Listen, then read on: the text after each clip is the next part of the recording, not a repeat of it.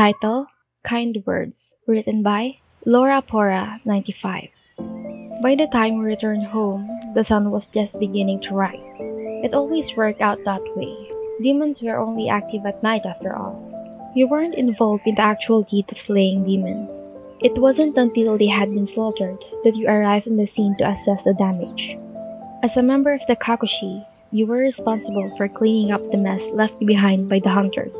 It was disgusting, laborious work, and thankless to boot. Most nights, there were only bodies to collect, severed limbs to discard, and parting prayers to be said. Sometimes, on a good night, there were survivors. Your medical training would be put to the test as you brought people back from the brink of death. This was the reason why you joined, to save as many people as possible from meeting the same fate as your younger sister. You knew that it would never bring her back, but returning people to their families eased the pain. You grieved her loss every day and begged the heavens to take you instead. It was too late, of course. This was the fate you must endure. You had lived alone for some time. Leaving your parents and village behind was the safest option. The closer you were to them, the more they were at risk. Demons were your livelihood now, and keeping ties with the past could only end badly. Stepping across the threshold, you removed your head cover and yawned loudly. You shuffled inside, legs weary, your tatami mat beckoned, and sleep encroached on your senses. YN? Blinking heavily, you focused your gaze on a dark shape resting against the wall. Oh, Giyuu, it's been a while. You smiled despite your fatigue and began to prepare some tea. He made no move to assist you, choosing to quietly observe. You could tell something was on his mind. Over the past few years in the corps you had developed, you wouldn't go so as far as to say relationship, a bond of some sort with the aloof and cryptic demon hunter. He was a Hashira, the highest rank of swordsmen, and incredible to witness in action. Yet there was a sadness about him, a great sorrow that lingered in his eyes. You had heard a rumor of his frigid disposition, but you wondered if the reason that everyone disliked Giyuu was simply because no one had bothered to see beyond the surface. As time passed, you chipped away at his cool exterior. He ignored your attempts at first, but you never failed to give him a kind smile when your paths crossed. On occasion, you managed to get a word or two from him.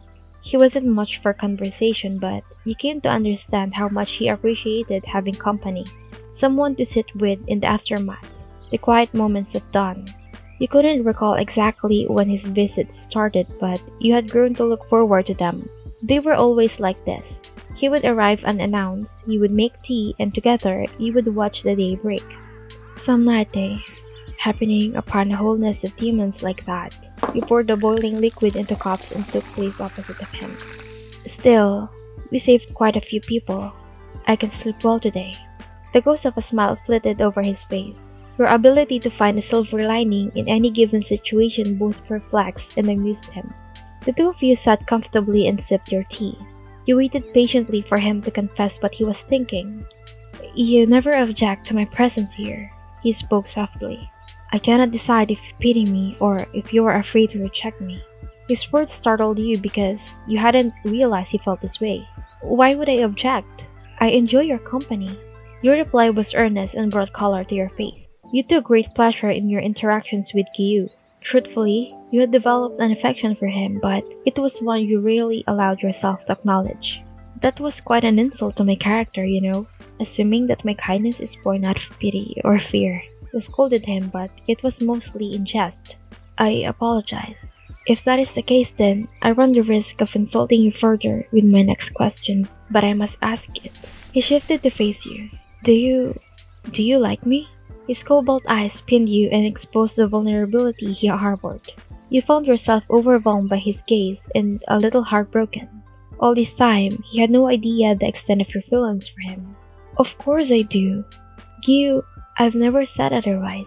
Spurred on by the blood pounding in your ears, you reached out to him and placed a gentle hand on his cheek. Surprise clouded his feature, but he didn't move away. You never have to worry about that with me. Alright? He lowered his gaze. Thank you. You started to remove your hand and he swiftly clasped it with his own. He smiled as he intertwined his fingers with yours. Can I stay? His voice was subdued. As long as you like.